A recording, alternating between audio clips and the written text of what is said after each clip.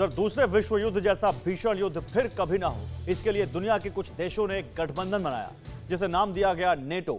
America और Europe के कुछ देशों ने इस अलायंस की अगुवाई की। धीरे धीरे नेटो मजबूत होता गया और दुनिया के 30 मुल्क अपनी सेनाओं के साथ इस संगठन में शामिल हो गए। मगर अब एक ऐसी शॉकिंग न्यूज सामने आ रही है जिससे इस बात की आशंका बढ़ गई है कि 72 सालों बाद नेटो में दरार पड़ सकती है।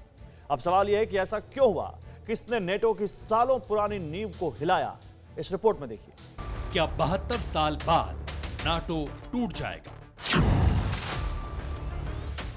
30 देशों का यह मजबूत गठबंधन 7 दशक बाद बिखर जाएगा।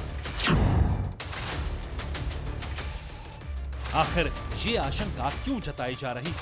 क्यों दुनिया के सबसे बड़े गठबंधन में दरार की खबरें सामने आ रही हैं? तो आपको बता दें कि एक डील ने नाटो की नींव को हिलाकर रख दिया है। एक सौदे के चलते नाटो में शामिल देश अब एक दूसरे से दूर हो सकते हैं। 4 अप्रैल 1949 को नाटो का गठन किया गया। मकसद था दूसरे विश्व युद्ध जैसे हालात फिर न बने। दुनिया के मुल्क एक दूसरे को तबाह करने की बारूदी साजिश न रचे। इसी को ध्यान में रखकर कई देशों की सेना ने ट्रीटी करते हुए एक संगठन बनाया जिसे नाम दिया गया नाटो, यानी नॉर्थ अटलांटिक ट्रीटी ऑर्गेनाइजेशन, यानी उत्तर अटलांटिक संधि संगठन।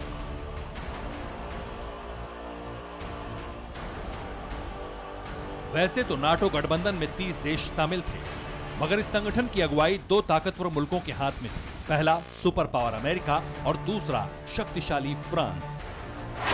ये दोनों देश नाटो की रणनीति तय करते थे। इन्हीं 2 देशों के नेता नाटो की फॉरवर्ड प्लानिंग का खाका तैयार करते थे। मगर अब जो खबर सामने आ रही है उसके मुताबिक अमेरिका और फ्रांस में मतभेद बढ़ गए।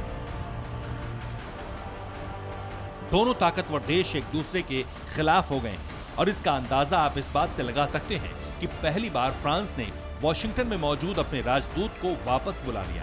अब सवाल यह है, आखिर अमेरिका और फ्रांस के रिश्तों में दरार आने की वजह क्या है? दोनों देशों के बीच इतनी तल्खी क्यों बढ़ गई? वो जानिए।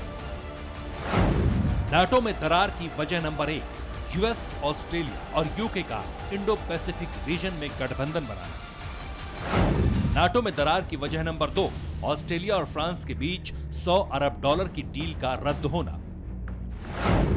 नाटो में दरार की वजह नंबर 3, 4 देशों के क्वाड संगठन में यूरोपीय देश फ्रांस को शामिल न करना। अमेरिका, इंग्लैंड और ऑस्ट्रेलिया ने ऑकस नाम से एक सुरक्षा ग्रुप बनाया है जो चीन के अगेंस्ट बनाया गया है और इसके तहत वो न्यूक्लियर सबमरीन बनाने में ऑस्ट्रेलिया की मदद करेंगे। और ऑस्ट्रेलिया ने इस कारण से जो फ्रांस के साथ उनकी तकरीबन 50 बिलियन ऑस्ट्रेलियन डॉलर की कन्वेंशनल सबमरीन सप्लाई करने की डील थी, वो कैंसिल कर दी। और फ्रांस को इसके बारे में पता नहीं। फ्रांस इससे बहुत नाराज है, अमेरिका और ऑस्ट्रेलिया, यहां तक कि उसने अपने राजदूत तक वापस बुला लिए। असल में यही वो 3 वजहें हैं जिसे लेकर अमेरिका का सबसे पुराना साथी, सबसे जिगरी दोस्त भड़का हुआ है। मसला यह है कि 16 सितंबर को ऑस्ट्रेलिया, अमेरिका और ब्रिटेन ने इंडो पैसिफिक रीजन में ड्रैगन के खिलाफ एक फ्रंट तैयार किया जिसका मकसद था ब्लू वॉर जोन में चीन की घेरेबंदी करना, उसके विस्तारवादी सोच पर लगाम कसना। इसी को ध्यान में रखकर अमेरिका, ब्रिटेन और ऑस्ट्रेलिया ने प्रोजेक्ट AUKUS को हरी झंडी दी। ड्रैगन कंट्री के खिलाफ जो आक्रामक युद्ध नीति तैयार की, उसे लेकर यह दावा किया गया कि प्रोजेक्ट AUKUS के तहत न्यूक्लियर पावर्ड सबमरीन्स को तैयार किया जाएगा। 18 महीनों के भीतर 8 सबमरीन बनाकर ऑस्ट्रेलिया को सौंपी जाएंगी। इन न्यूक्लियर सबमरीन्स को इंडो पैसिफिक रीजन के वॉर जोन में उतारा जाएगा। यूएस, यूके की मदद से ऑस्ट्रेलियाई नौसेना के लिए सबमरीन्स बनाने का फैसला हुआ। ऐसा पहली बार हुआ है नाटो कंट्रीज के अंदर। इस तरह का जो डिफरेंस है वो पहली बार देखने को मिल रहा है। और फ्रांस ने ये कहा है कि जरूरत पड़ने पर अब सोचा जा रहा है कि क्या वो एक यूरोपियन यूनियन का एक अलग सुरक्षा संगठन बनाए। उन्हें सोचना पड़ेगा कि हमें अपनी सुरक्षा कैसे करनी। इसके लिए तीनों देशों के मुखिया वीडियो कॉन्फ्रेंसिंग के जरिए जुड़े और प्रोजेक्ट AUKUS पर मुहर लगा दी। जैसे ही इस डील की खबर दुनिया के सामने आई, फ्रांस परेशान हो गया। फ्रांस के राष्ट्रपति इमैनुअल मैक्रों के पैरों तले जमीन खिसक गई। जानते हैं क्यों?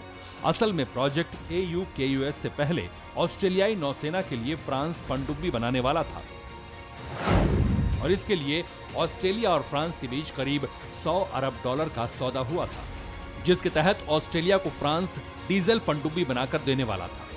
डील फाइनल होने के साथ फ्रांस ने पनडुब्बी बनाने की तैयारी भी शुरू कर दी थी, मगर प्रोजेक्ट AUKUS के साथ ही फ्रांस ऑस्ट्रेलिया के बीच डील रद्द हो गई। फ्रांस ने अमेरिका और ऑस्ट्रेलिया को अपनी नाराजगी खुले तौर पर बता दिया। यहां तक कि उनका मीडिया कह रहा है कि ये बीच में छुरा घोंपने के समान है और फ्रांस आज बात कर रहा है नाटो से अलग होने की। बस इसी बात से फ्रांस के राष्ट्रपति इमैनुअल मैक्रों नाराज हो गए। पूरी दुनिया में हुई अपनी किरकिरी का बदला लेने के लिए फ्रांस ने अमेरिका और ऑस्ट्रेलिया से अपने राजदूतों को वापस बुला लिया।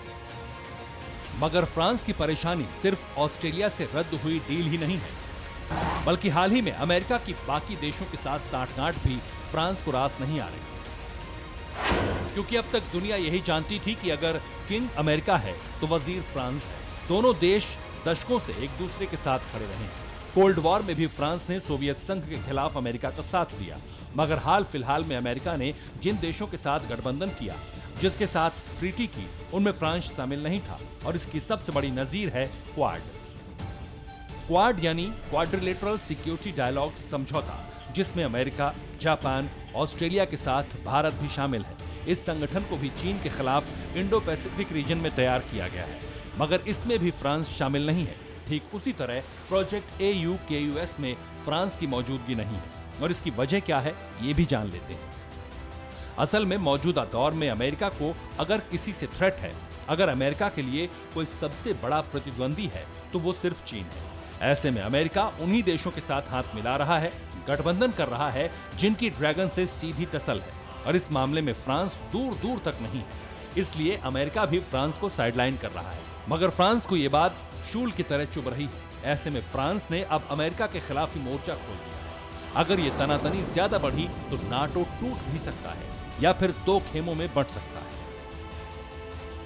Bureau report, TV9 Bharatvarsh. परवाह देश की, सोमवार से शुक्रवार रात 10 बजे TV9 भारतवर्ष पर।